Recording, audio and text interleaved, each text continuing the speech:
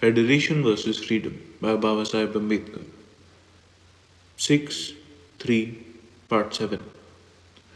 The fact that the executive is not responsible to the legislature is simply another way of stating that in the federal scheme the executive is supreme. This supremacy of the executive may be maintained in various ways. It may be maintained by curtailing the powers of the legislature, or it may be maintained by planning the composition of the legislature in such a way that the legislature will always be at the beck and call of the executive. The federal scheme adopts both these means. In the first place, it limits the powers of the federal legislature. I have already described how greatly the federal scheme curtails the financial powers of the federal legislature. The federal legislature has no right to refuse supplies to any expenditure which is declared to be a charge on the revenues. The federal scheme also curtails the legislative powers of the federal legislature. These restraints are specified in section 108, which reads as follows. 1087. Unless the Governor General in his discretion thinks fit to give his previous sanction, there shall not be introduced into or moved in either chamber of the federal legislature any bill or amendment which a.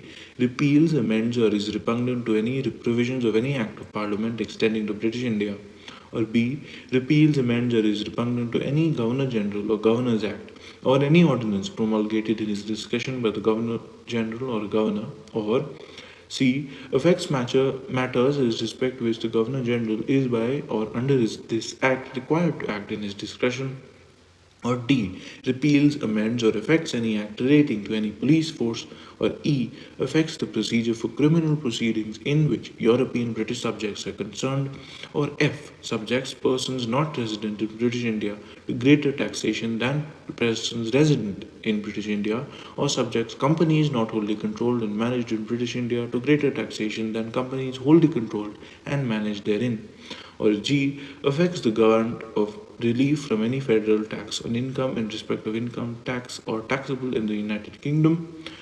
2. Unless the Governor General in his discretion thinks fit to give his previous sanction, there shall be not introduced into or moved in a chamber of provincial legislature any bill or any amendment which a. repeals, amends, or is repugnant to any provisions of any Act of Parliament extending to British India, or b. repeals, amends, or is repugnant to any Governor General's Act or any ordinance promulgated in his discretion by the Governor General, or c. affects matters as respect which the Governor General is by or under this Act required to act in his discretion, or d. affects the procedure for criminal proceedings in which European British subjects are concerned.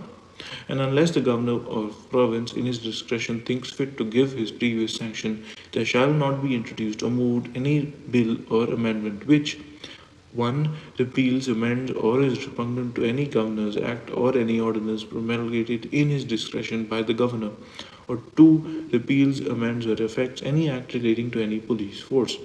3. Nothing in this section affects the operation of any other provision in this Act which requires the previous sanction of the Governor General or of a Governor to the introduction of any bill or the moving of any amendment.